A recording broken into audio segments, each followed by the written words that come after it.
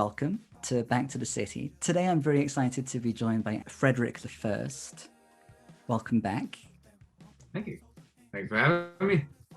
I was just watching our previous MCN6 interview. You spoke of songs coming through you, and then we had a rich conversation about that phrase.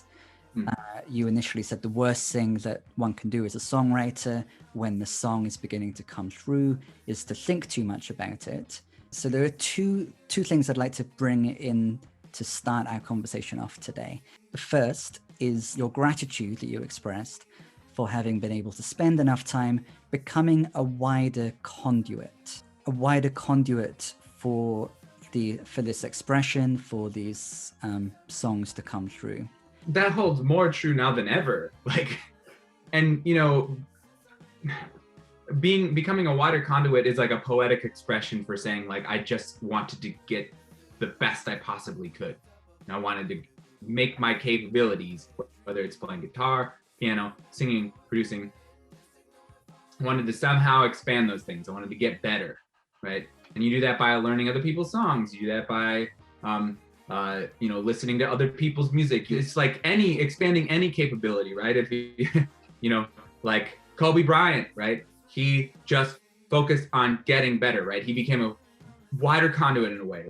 Shakespeare, all the greats, anybody, it doesn't matter the context of what sort of creativity or ability, you're just trying to get better. So when the moment comes, right? When the moment comes, you're not in the way. Humans enjoy the experience of growth, of growing, yeah? Maybe. Depends on what kind. Or especially if it evidently takes the form of getting better or becoming more competent at a particular thing. There you go. That's an enjoyable experience. Learning how to play chords on a guitar. If someone's new to guitar, that initial burst of, well, hey, if you do X, Y, and Z, now you know how to play a song. Like, that's an enjoyable growth experience. It can be. You're actually dipping in on something a lot of people struggle with too, and I did too. Like, a lot of the times, that growth wasn't enjoyable. Oh God, no, it's terrible. Like, you just feel insignificant. You feel bad. You feel like it's never gonna happen. You're gonna right? A lot of times, and I know a lot of people can relate with this, like in various ways in whatever part of their life, it's like, it feels like it's never gonna happen. But that's what you're kind of alluding to is the trick that should happen, right? It's like, it's the age-old thing, and this is like nothing new. It's like, if you can fall in love with the process, then you're good. It's like, you have to ask yourself this question. It's like, what kind of experience do you want to have in this life? If you want it to be a good one, you're gonna have to fall in love with the process, right? So getting better is like a joyful thing to be like, I've heard it phrased this way. It's like, well, like all the things you look at begrudgingly, like trying to get better or not having the thing or whatever, or getting the thing or going for it. It's like, well, what if that is the fun part? Because everybody wants the fun part to be, the song is learned, right?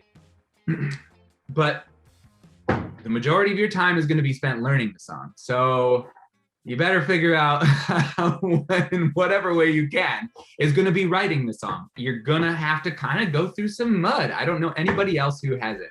But effectively, you're talking about building your chops so that when the inspiration comes, you have the capability to have the song. Yeah, you aren't your own hurdle. Your skill level is high enough. Your capability, your competence on various instruments is high enough that when this inspiration comes, it can flow into a song.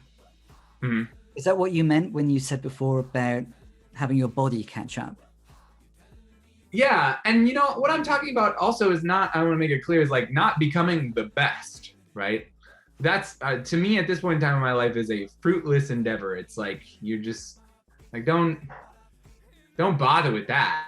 Figure out like getting to the place, make it enjoyable, but also get yourself to a place where when you're provided an opportunity or you're in a place, like that experience is itself enjoyable as well. which means that if you want to say the things that are falling through aren't going to get plugged up in any way, right? They're gonna come out, right? It's like, oh, cool. Like I hear this thing. A lot of people go like, I hear this thing and I can't get it. And at that point in time, you can delegate, if you will. You can start working and collaborating with people for sure. And that's a really cool process too. And that's an interesting thing where it's like, then you kind of like all hook up your tubes in going to the same direction. And it's really interesting. And you'll never come up with the same thing that somebody else does and vice versa. Man, I tell you what, it's just amazing to be in a place where things just come. Like you're not thinking about it, nothing's happening, and it's like, that's the thing. There could be two kinds of blocks that would happen. One would be if we are lacking the skill, the competence with the instruments or the production skills. Those would, of course, impede the manifestation of a song. But then also getting lost in the virtuoso celebration of one's competence, that's a very different type of block, of course. Oh yeah, dude. Yeah. Don't do that. I was there for years, right? And on the inside, it looks like, well, when is my moment coming? You know what I mean? And yeah, goodbye. Like goodbye. Like you're done at that point. It's done. Like, because this is what happens. You spend all the time going like, when is my guitar solo coming? When is my lead vocal coming? When am I gonna have the hit song or whatever? Yeah. And you're gonna spend all that time in a crappy place. That place doesn't feel good, right? And then the moment's gonna come and it's gonna be gone like that. And you're gonna fuck it up somehow, for sure. Because you've spent way too much time waiting for that moment and it'll be gone in a second and you're gonna totally fuck it. I promise you every time. So don't bother with that garbage either. Okay, so you're right. Are you familiar with the idea of the flow channel? Getting the ratio of the difficulty of the task and then the ease with which one can do it. Oh, actually, I have the book. It's from the book Flow. Just here. So I don't know if you can see it there. There's the flow channel. So if the challenge level is too high for where one's at any given time, then there will be anxiety, of course. If the challenge level is low, then there will be boredom. Are you familiar with this book, Flow? Mihai Csikszentmihalyi. The subtitle is The Classic Work on How to Achieve Happiness. And I'm just going to read a paragraph from it because I think it really relates to what we're again talking about, getting this balance between skill level so that then when there's the challenge moment of responding to the inspiration and bringing the song into being, that we're there, we're ready for that moment. We're ready to respond. So I'm just going to read a paragraph and I'm interested in what you think about this way of thinking about flow. We found that every flow activity, whether it involved competition, chance, or any other dimension of experience, had this in common. It provided a sense of discovery, a creative feeling of transporting the person into a new reality. It pushed the person to higher levels of performance and led to previously undreamed of states of consciousness. In short, it transformed the self by making it more complex. In this growth of the self lies the key to flow activities. And that diagram I was sharing is intended to demonstrate why the complexity of consciousness increases as a result of flow experiences. You kind of avoid, does it, any thoughts on any of that? Yeah, I'll tell you, getting too heavy into that will definitely keep you from whatever it's talking about. Fixating on the theory of how flow happens? Well, it's like one guaranteed way to not have whatever you might call flow happening is to overanalyze, to analyze things. And don't get me wrong, that's like a really fun part of life, and it's what we're doing right now. And it's really enjoyable, and it's great for communication, and it's great for understanding. But if you want to talk about that specific concept that that book is pointing at, is like a great way to not get there is to read a book like that. And maybe or to like think of it in that way, because the whole point is that you're not thinking. I think the idea is striking a beautiful balance between avoiding the state of anxiety and avoiding the state of boredom.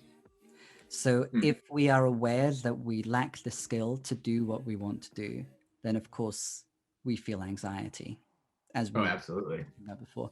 If we are aware that we have more skill than is being called for to do the thing, then we experience boredom. And if we can somehow be cognizant of what level of skill we have and push ourselves so that we're in the pocket of feeling able but also pushed, able but challenged, and there's challenge without anxiety, and there's also ease without boredom. That's a really difficult sweet spot to hit. Yeah, that's a good way to put it. Yeah. Are there moments where you found yourself hitting that sweet spot in the creation of the first ones and the second ones?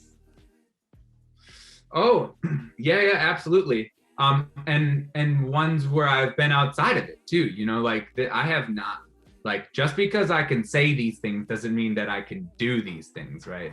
But of course, maybe the first level of understanding and what we're kind of getting at is like at least you can, align it within a way where you can aim for the thing.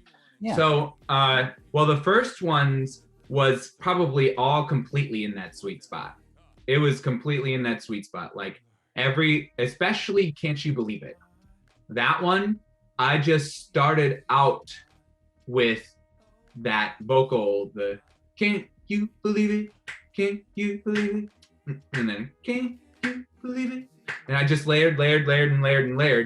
And it was just on a particular day and between a bunch of terribleness that I had like this really great day.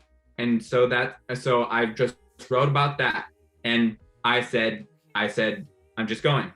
Like the next thing was like, okay, cool. Well, where do I go from here? Oh, we're going to change the tempo. Okay, where do I go from there? Well, okay, you just start singing a lyric. And it's just like, well, what lyric comes next? Well, does another lyric have to come next? No, it doesn't.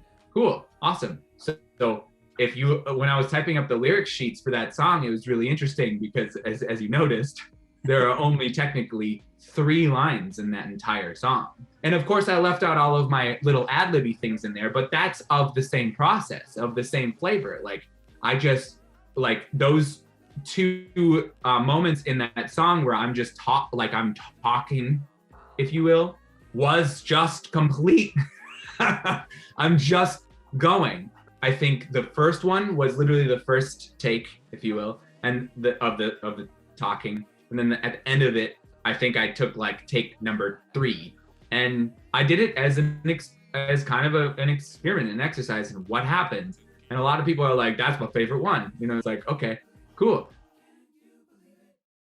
And then my keeper was a similar-ish thing where it's like, well, I felt like something was coming, and so I had like a melody in my head on the way to the studio, laid that down. And then I always have been like really enthralled with bass lines or bass elements that sound like a freaking rumble, like almost like an engine or just this visceral thing. So I just knew that was going to be in it, and that was it. And so it was like, where does it go? Where do we go from here? And it was like, well, this doesn't need anything but voice and drums, and then we'll have little tickle elements. And then I just, wanted to build it up from there. But like every step of the way, I didn't think like, well, what does this need? I just said, this is it. Whatever I just did is it. And that's it. And it's a really interesting thing because that's what you get. And I never heard anybody go like, well, that's terrible. So at least there's that. And then same with Woo-Ha. Woo-Ha was another perfect example. So the other two on the second ones, Catching Rain and Swimming on the Ceiling, they were much more premeditated in a way. Like they were written in different ways. Swimming on the Ceiling, I actually kind of knew about it more or less, but didn't sit down and grab it, if you will, out of the ether until a particular time when I was kind of ready for it. So, but Woo-Ha, that one was, again, it was the last song written for the album. I thought I was only going to have two.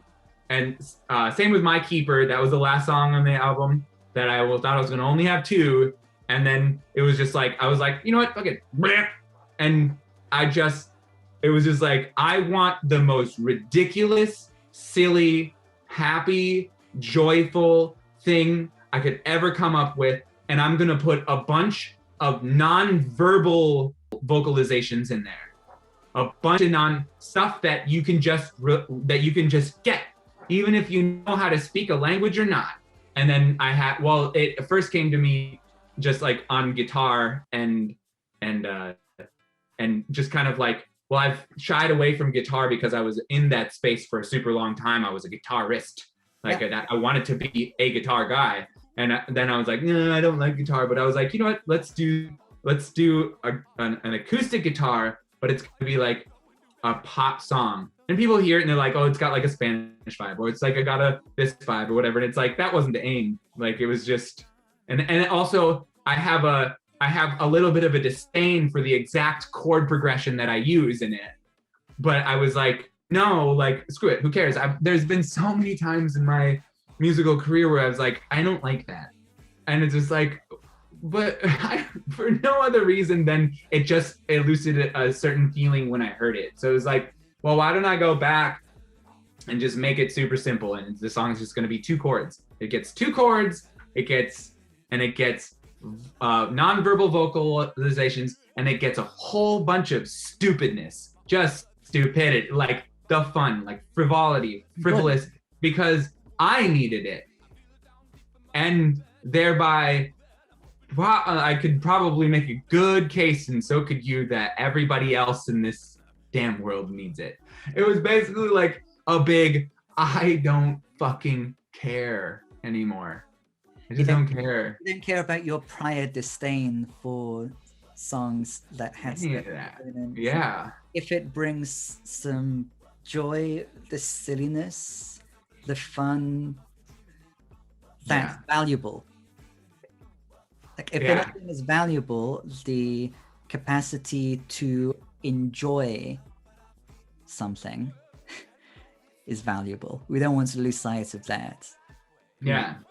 And well, so another thing too that I went through with that, and like a little bit even in the process in most of these songs in both the record or both the EPs, is that was just like, I'm tired of taking this so seriously. You know, I'm taking this process and I'm taking life, and we're taking it too seriously. Now there are contexts that we should, definitely, but like, dude, there should, like, it can't be all that. And in fact, I would say that if you're lucky enough to place where you can look around and you have people around you who truly care about you and all that stuff, like everybody deserves to be dumb, to just stop caring and just, you're just gonna play, man. You forgot how to play. So I think it's important. Yeah. Both in Woo-Ha and in Swimming on the Ceiling, there are more hooks. There are more hooks in those two songs. But there are in both of those songs as well, there are moments where all of a sudden the hooks go away, like in the bridge at the end of Swimming on the Ceiling. No matter what you say, I'm not coming down. There's suddenly an absence of familiar hooks. Do you have any reflections on the way in which hooks are being used and how you play with them being present and absent in these new songs? It is a reflection of the direction that I'm going in my life.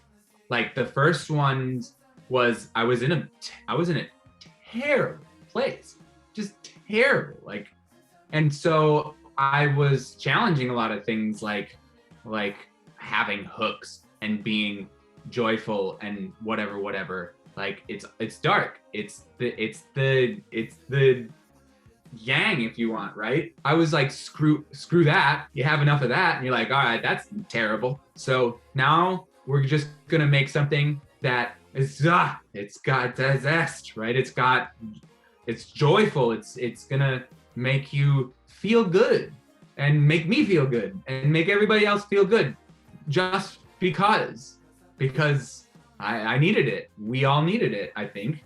But most certainly I did it, right in that boat. And so, well, earworms and hooks, they just do that. You can break it down in a million different ways, I'm sure, but it's just like, I just wanted something that elicits that feeling of just like, yes, and yes, like puts a smile on your face and puts a smile on my face. And it's just, as far as it going away, if you want to particularly talk about the bridge and swimming on the ceiling, I just love doing that. I just love bringing you to a place and then you think you're super comfortable and then I'm just going to push you off the cliff, and you're just going to be like, whoa, and you're going to be in this completely different space and it will probably be juxtaposed to wherever you were just at. And that particular one is really fun, actually, because, and I love this moment. It was a total by accident.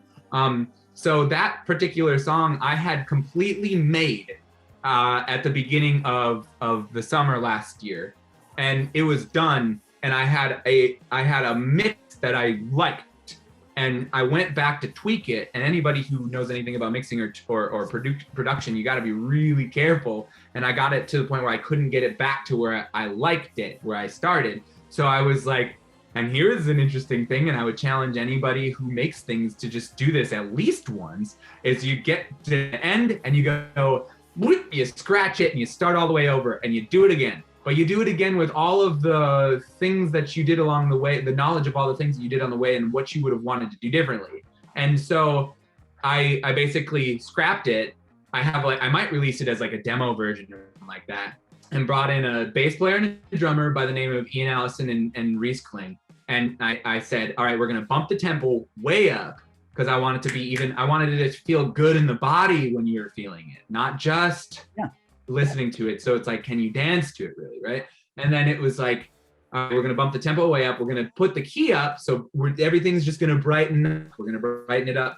And then I changed some melodies and stuff like that. And then by the time we got done with that session and I went back to it and I used some elements from the previous recording and I plopped them into the new session, and the bridge was too fast. It was too fast because it was like itself, as you know, it's like it was meant to be a little bit darker, but like it felt terrible to sing at that tempo. I didn't think about the bridge as much as I should have. And so another engineer in the studio by the name of Kevin Israel came in, and this is a Pro Tools session. So, and I know I'm talking a little inside baseball right now. I'm showing you how the sausage gets made, but it's really interesting. It's like, he goes, well, there's this feature in Pro Tools called Vary Speed where you can slow it down. The only issue, and without it aliasing or stretching, right? Because when you slow something, audio file down, it gets right as it stretches too much. But he's like, there's a feature where you can stretch it a ton and it won't alias, but the catcher is it changes pitch. And so I was like, oh, fuck. All right, fine. We'll see what it sounds like. And then, so it was just bass and drums at that point in time. So I cut the drums out. I have a sample drums at that section from the original session, and the bass gets pitched down to not even a full half step, right? So it's technically in a key that doesn't exist on the piano, right? So it's stretched down about 10 BPM, which puts it at like just above an actual key, quote unquote, in Western music, right? Just above. And then I recorded everything in that non-key key, right? Technically, there's the key is every key is right. It just goes on in infinity, but it's just really interesting. And the trick then now was how do I get in and get out of it? Getting into it, luckily, I just made literally, a wash. Like when somebody just throws a bunch of confetti in the air. That's auditorily what I did, right? And then coming out of it was like, okay, thankfully Reese does this fill, right? And like right before that fill going to the last chorus, I just bumped the tempo right back up. I had two of my friends and we did like 12 takes of all of us going, oh yeah, like this huge thing, right? And like just worked them to death, which interestingly enough, by the time we were done with that session, me and these two friends were like, I feel really fucking good. Like, we were like, yeah, it was like a therapy in and of itself. It's just like, just get two friends together and just over and over, just hurrah for no reason. Well, there was a reason, I guess, but like, but no eventful reason. And like, it was just amazing. And so it's packed in that moment. There's just all of this, like, I'm going to throw you way back up in the air. So I know that's a bigger story than you asked for, but it's one of my favorites. Yeah, it's a gift of a story. So you decided that you wanted the tempo to be quicker, for the beginning of that song. If I understand correctly, then when it got to the bridge, the tempo was too fast for the bridge to have the character that you originally intended. Yes. And then because of that quandary and the need to then return with the shifting pitch to the tempo that was correct for the final chorus, we end up with this the woo that is effectively kind of the patchwork, that's making that work, the glue that's like piecing the song back together again. And that ends up being a very joyful experience. It might very well be the most effectual middle I've ever written, right? Beginning, middle, end, right? It's like, it's like the most, it's like you can't get any more like, well, the conundrum is here, right? Like, how do we get out of this? And it was even in the creating of it. It's like almost too perfectly poetic. It was fun. It was really enjoyable.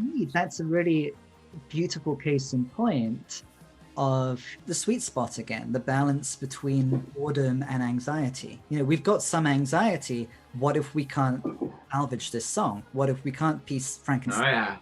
Oh yeah. But there isn't the risk of boredom there. The challenge level turns out to be just right. It is possible.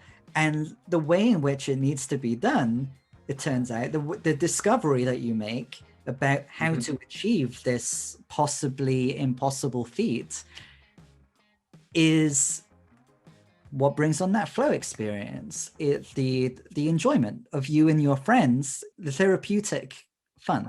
And it relates to the feeling of joy. It relates to the overcoming of a challenge. It relates to the body. These are things that keep on coming up in the interview. Are there other ways in which those recurring themes are significant, perhaps in connection to other moments in the production, in the song composition, or in the songs? Those themes being, again, the body, genuine feeling of joy, and overcoming an obstacle.